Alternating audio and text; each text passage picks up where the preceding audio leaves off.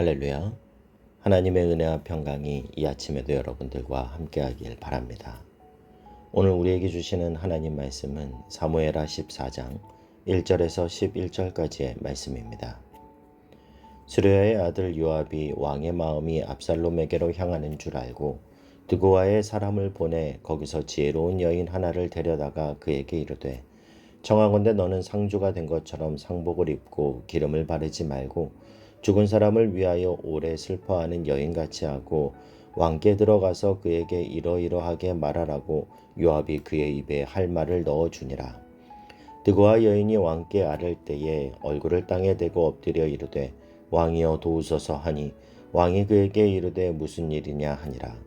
대답하되 나는 진정으로 과부니이다. 남편은 죽고 이 여종에게 아들 둘이 있더니 그들이 들에서 싸우나 그들을 말리는 사람이 아무도 없으므로 한 아이가 다른 아이를 쳐 죽인지라. 온 족속이 일어나서 당신의 여종 나를 핍박하여 말하기를 그의 동생을 쳐 죽인 자를 내놓으라. 우리가 그의 동생 죽인 죄를 갚아 그를 죽여 상속자 될 것까지 끊겠노라 하오니 그러한즉 그들이 내게 남아있는 숯불을 꺼서 내 남편의 이름과 씨를 세상에 남겨두지 아니하겠나이다 하니 왕이 여인에게 이르되 내 집으로 가라. 내가 너를 위하여 명령을 내리리라 하는지라. 드고아 여인이 왕께 아뢰되 내 주 왕이여 그 죄는 나와 내 아버지의 집으로 돌릴 것이니 왕과 왕위는 허물이 없으리이다. 왕이 이르되 누구든지 내게 말하는 자를 내게로 데려오라. 그가 다시는 너를 건드리지도 못하리라 하니라. 여인이 이르되 청하건대 왕은 왕의 하나님 여호와를 기억하사 원수 갚는 자가 더 죽이지 못하게 하옵소서. 내 아들을 죽일까 두렵나이다. 왕이 이르되 여호와께서 살아계심을 두고 맹세하노니 내 아들의 머리카락 하나도 땅에 떨어지지 아니하리라 하니라. 아멘. 압살롬이 암논을 죽인 후 구슬로 도망간 지 3년이란 세월이 흘렀습니다. 그런 압살롬을 바라보며 다윗은 두 가지 마음을 갖고 있었는데요. 하나는 아버지로서 압살롬을 향한 애절한 그리움이었고 또 하나는 왕으로서 정의를 실현하고 질서를 잡아야 한다는 마음이었습니다. 이 양가적 감정으로 괴로워하던 차에 다윗의 신하였던 요압이 나서서 일을 꾸몄습니다. 그의 행동은 다윗을 위한 일인 것처럼 보였지만 사실 하나님께 헌신된 사람의 모습은 아니었습니다. 압살롬은 이복형이 암논을 죽인 살인자였고 그 문제에 대해 회개하지도 반성하지도 않고 있었습니다. 그런 압살롬을 다시 돌아오게 하는 것이 과연 하나님의 뜻에 합당한 것인지 고민하거나 하나님께 묻지도 않고 요압은 인간적인 방법으로 이 문제를 해결하고자 묘책을 강구합니다. 요압은 압살롬이 왕의 후계자가 될 것이라 생각하고 이참에 압살롬을 도와 입신양면의 기회로 삼고자 했던 것이죠. 이런 그의 행동으로 인해 훗날 이스라엘 안에는 또다시 피바람이 불게 됩니다. 다윗은 뻔한 요압의 계책에 분별력을 잃고 결국은 압살롬을 예루살렘으로 데려오죠. 이처럼 우리는 몸과 마음이 약해져 있을 때일수록 분별력을 가져야 합니다. 고린도후서 11장 14절 말씀처럼 사탄도 자기를 광명의 천사로 가장하나니 이렇게 말씀하시는데 우리가 먼저 하나님과의 관계 안에서 건강하게 서 있어야 요압과 같이 우리를 혼미케 하는 자들에게서 분별력 있게 판단할 수 있고 분별력 있게 서 있을 수 있습니다. 그러니 여러분 오늘도 사람을 의지하지 말고 하나님을 의지하십시오. 하나님만이 모든 혼미함 가운데 참된 빛이 되어주시고 길이 되어 주십니다. 에베소 4장 13절 14절은 이렇게 말씀합니다.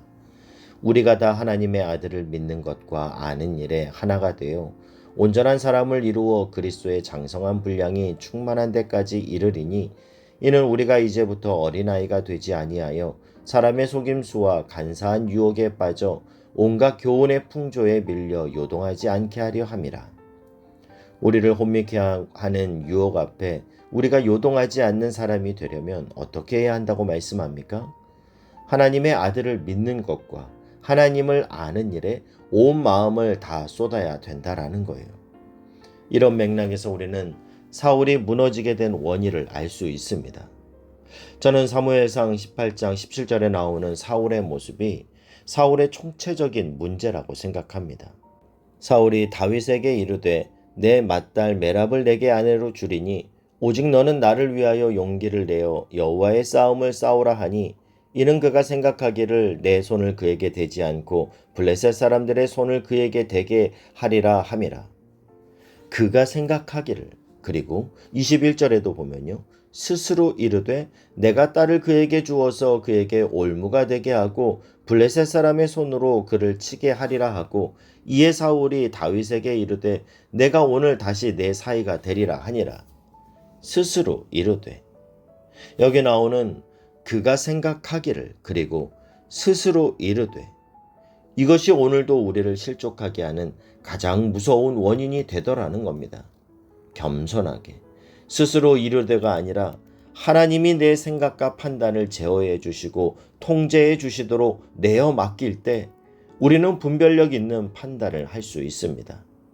자기 확신이 강한 사람, 날마다 내 생각에는 내가 보기에는 이런 말이 입에 늘 있는 것이 아니라 오늘도 기도하는 가운데 하나님께 인생의 주권을 내어 맡기는 일이 일어나길 주님의 이름으로 축복합니다. 요압은 드고아에 사는 사람을 보내 지혜로운 한 여인을 데리고 오는데요. 여기서 지혜롭다라는 말은 요즘으로 치면 연기력이 뛰어난 사람을 말합니다. 요압은 그녀에게 어떤 옷을 입어야 되는지 또 무슨 말을 해야 하는지 대사까지 가르쳐 줍니다.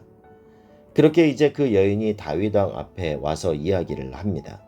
자신의 두 아들이 서로 싸우다가 하나가 다른 아들을 쳐 죽였다라는 거예요. 그래서 자신의 한 아들은 죽었고 또 다른 아들은 살인자가 되었는데 동네 사람들이 찾아와서 동생을 죽인 그 형을 당장 내놓으라고 한다라는 것이죠. 물론 동생을 죽인 형은 법에 따라 사형을 당해 마땅하지만 그렇게 되면 집안의 대가 끊겨지는데 이 일을 어찌하면 좋겠냐라는 거예요. 이 일을 꾸민 요압은 반드시 다윗이 이 이야기에 공감할 거라고 생각했습니다. 요압의 예상은 적중했습니다. 다윗은 자신의 처지와 비슷한 이 드고아 여인을 위해 조치를 취하겠다고 약속하지요. 심지어 이 결정에 반하는 자가 있으면 용서하지 않겠다라고 말해요. 10절 11절 말씀을 보면요. 왕이 이르되 누구든지 내게 말하는 자를 내게로 데려오라. 그가 다시는 너를 건드리지도 못하리라 하니라. 여인이 이르되 청하건대 왕은 왕의 하나님 여호와를 기억하사 원수 갚는 자가 더 죽이지 못하게 하옵소서. 내 아들을 죽일까 두렵나이다 하니 왕이 이르되 여호와께서 살아계심을 두고 맹세하노니 내 아들의 머리카락 하나도 땅에 떨어지지 아니하리라 하니라. 왕에게는 특별 사명권이 있습니다. 우리나라에도 광복절 특사와 같이 국가적인 경축일에 대통령이 특별히 죄를 사해주는 사명권을 행사하지 않습니까? 그러나 그렇다고 함부로 남발하면 안 되는 것이죠. 그런데 다윗은 이 여인의 말만 듣고 자세히 그 사건을 조사하지도 않은 채 죄를 사해 준다라고 약속해 버렸어요. 왜 그랬을까? 이 여인의 이야기가 마치 다윗 자신의 이야기인 것처럼 너무나 공감되었기에 이 여인에게 감정이입이 되었던 겁니다. 다윗의 이 결정은 압살롬을 살인자가 아니라 아들로서 집으로 데려올 것과 그 일에 대해 누구도 토를 달지 못하게 하겠다라는 그런 결정과도 같았습니다. 이런 다윗의 판단과 결정은 너무도 인간적인 생각에서 비롯된 것이지 하나님의 뜻과는 무관한 섣부른 판단이었습니다. 다윗은 당시 극심한 갈등을 겪으면서도 예전처럼 하나님께 묻지 않았습니다.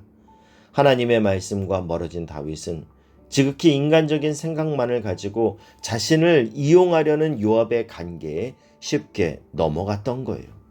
우리 또한 우리의 삶에서 어떤 문제를 만났을 때 자신의 판단력만을 의존해서는 안 됩니다. 우리의 고민과 갈등이 깊어질 때 하나님을 향한 기도와 간구는 더더욱 깊어져야 합니다. 시편 1편 1절에서 3절의 말씀처럼 복 있는 사람은 악인들의 꾀를 따르지 아니하며 죄인들의 길에 서지 아니하며 오만한 자들의 자리에 앉지 아니하고 오직 여호와의 율법을 즐거워하여 그의 율법을 주야로 묵상하는도다. 그는 시냇가에 심은 나무가 철을 따라 열매를 맺으며 그 잎사귀가 마르지 아니함 같으니 그가 하는 모든 일이 다 형통하리로다.